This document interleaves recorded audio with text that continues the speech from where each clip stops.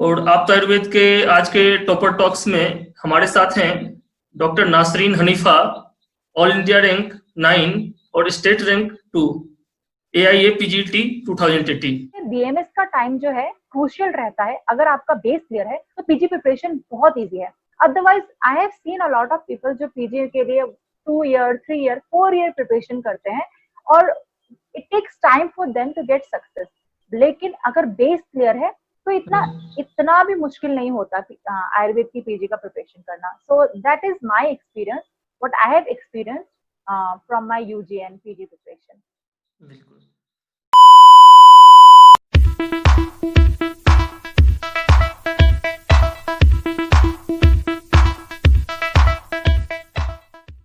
तो जैसा डॉक्टर नसरीन आपने बताया कि पीजी एंट्रेंस में मैक्सिमम पोर्शन जो होता है अप्रोक्स 60% तक संहिताज, बृहत्त्रयी और लघुत्त्रयी, उसमें भी बृहत्त्रयी का मैक्सिमम पोर्शन होता है।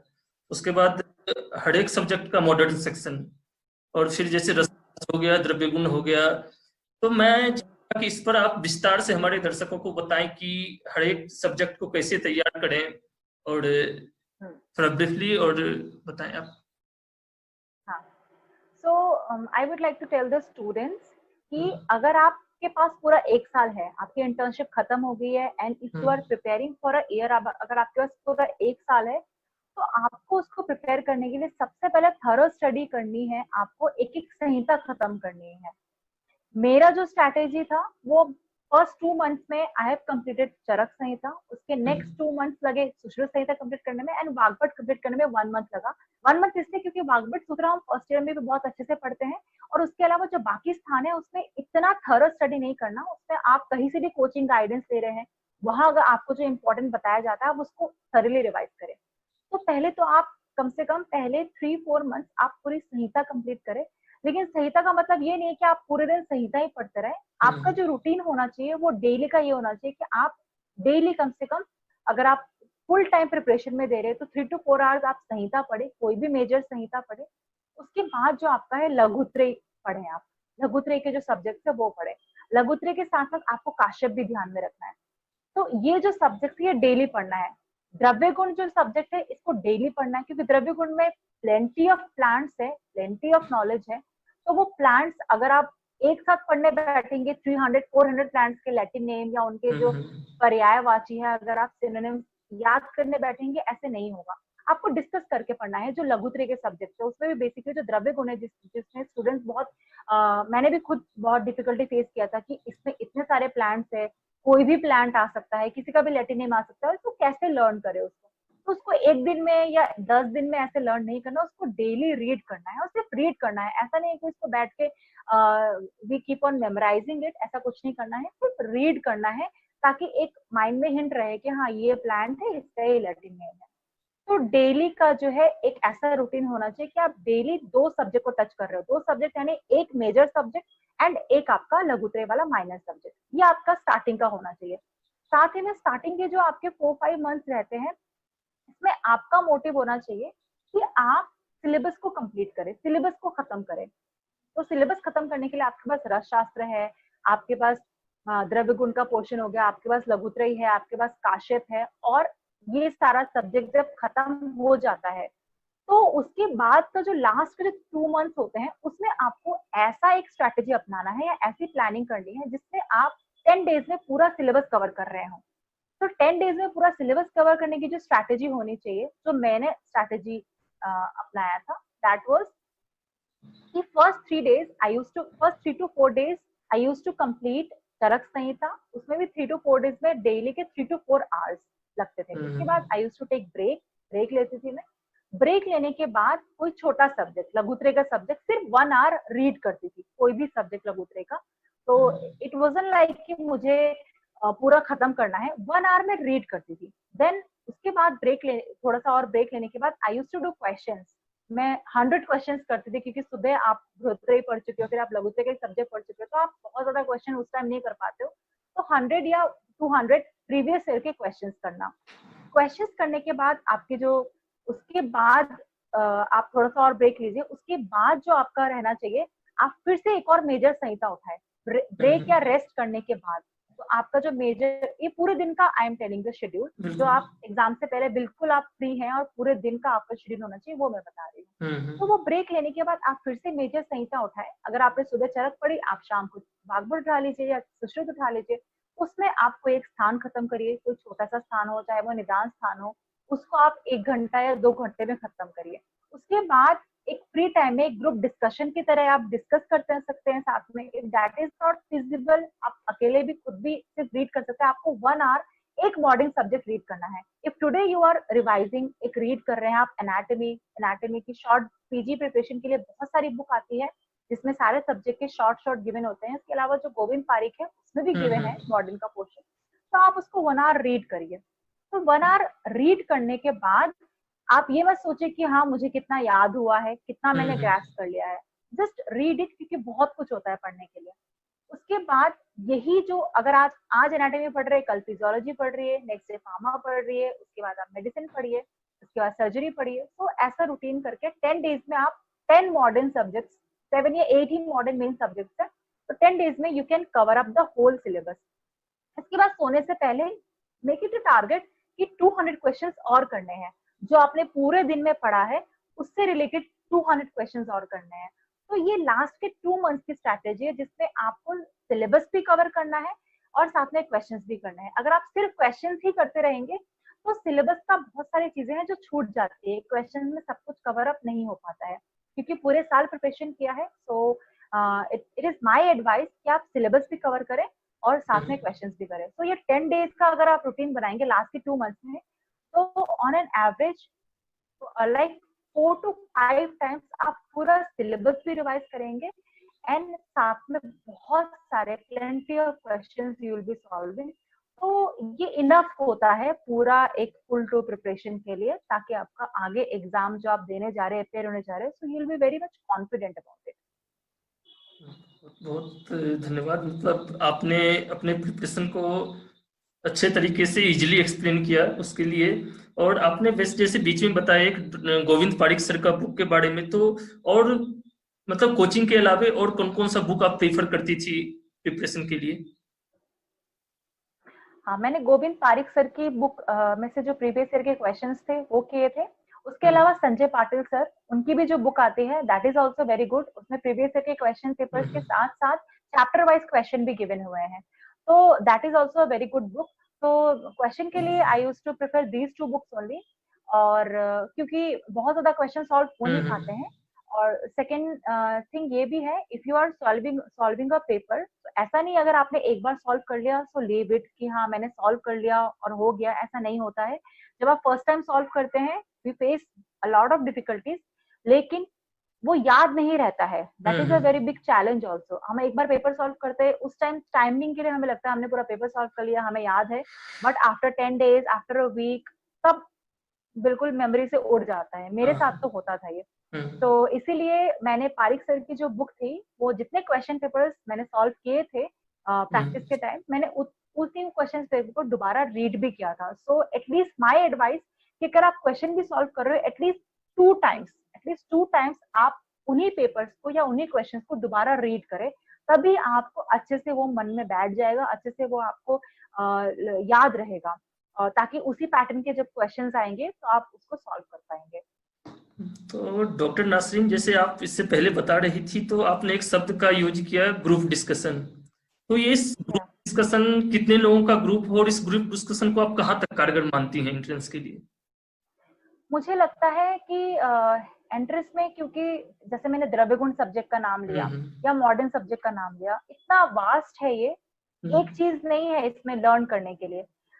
कुछ चीजें होती है जैसे संहिता की है, कॉन्सेप्ट बेस्ड है, उसमें अगर हम डिस्कस नहीं भी करते हैं तो भी एक कॉन्सेप्ट माइंड में, एक थीम माइंड में होता है, तो हमें वो चीज याद रहती है। लेकिन कुछ सब्जेक्ट द्रव्य गुण या मॉडर्न सब्जेक्ट जो होते हैं उसमें बहुत सारी जगह कॉन्सेप्ट नहीं होता, we just have to learn it. For example anatomy में इतने टाइप्स ऑफ मसल्स है, इतने टाइप्स ऑफ अलग अलग नाम है, ग्लैंड्स के नाम है, तो उनमें सिर्फ हमें लर्न करना है, याद करना है। तो अगर हम अकेले बैठ के याद करते हैं तो हमें याद उतना अच्छे से नहीं होता है, क्योंकि बहुत सारे मतलब प्लेंटी ऑफ चीजें होती हैं। लेकिन अगर ग्रुप डिस्कस करते हैं, for example it is up to you, आपके लिए कितने लोगों के साथ डिस्कस करना फिजिबल है, it is up to you. अगर आप 2 लोगों में डिस्कस करें तो that is also very good. मेरे हिसाब से ये सब्जेक्ट जो ऐसे हैं, ये ग्रुप डिस्कशन में आप 2 या 2 से ज्यादा लोगों के साथ कर सकते हो। आप जब बातचीत कर रहे हो, आप एक दूसरे से पूछ सकते हो कि हाँ इसका लैटिनिम बता दो, इसका सिनोनिम बता दो, या ये किसका सिनोनिम है। फॉर एग्जाम्पल हिंगो निरियस कौन से प्लांट का सिनोनिम है। आप ऐसे अगर क्वेश्चन पूछते हैं तो ऐसे क्वेश्चन पूछने से कई बार एग्जाम में अगर वो क्वेश्चन आता भी है, क्योंकि आप सब कुछ डिस्कस कर चुके हो, एग्जाम में क्वेश्चन आता है तो दिमाग में आता है कि हाँ this question was asked by my friend, या this question was asked by this person, इन्होंने पूछा था मुझसे तो ये आंसर हमने डिस्कस किया था, या ये आंसर हमने बनाया था, या ये निमोनिक हमने बनाया था। तो इस तरह से ये जो पिन पॉइंट चीजें हैं, छोटी छोटी चीजें हैं जो कि बहुत सारी हैं, तो ये याद करना थोड़ा इजी हो जाता है।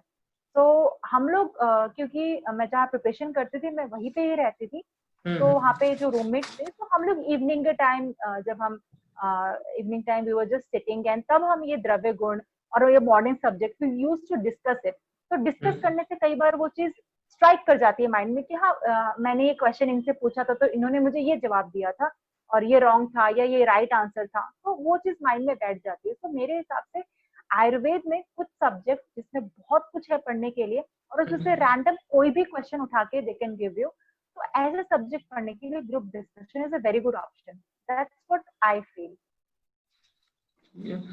और आपसे एक बात और पूछना चाहेंगे कि जैसे प्रिपरेशन के टाइम आपने प्रीवियस ईयर के क्वेश्चंस करे होंगे, या फिर आपने 2018 में एंट्रेंस दिया, फिर 19 का भी क्वेश्चन आपने देखा ही होगा, तो yes, yes. आपका जो क्वेश्चन का पैटर्न है क्या चेंज आ रहा है, क्या बदलाव आ रहा है, इसके बारे में थोड़ा बताएं। हमारा जो क्वेश्चन का पैटर्न पहले के पैटर्न से काफी डिफरेंट है। पहले के पैटर्न में ज्यादातर क्वेश्चन जो होते थे वो संहिता में से आते थे। आपका पैटर्न जो है वो सब्जेक्ट वाइज डिवाइड कर दिया गया है। जो आपका 2018 से जो पैटर्न है 18-19 का जो पैटर्न रहा है वो सब्जेक्ट वाइज डिवाइड कर दिया गया है, सब्जेक्ट वाइज वेटेज दी गई है।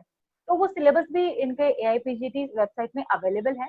तो वो जो वेटेज दी गई है they cover all the subject, हर सब्जेक्ट को कवर किया गया है।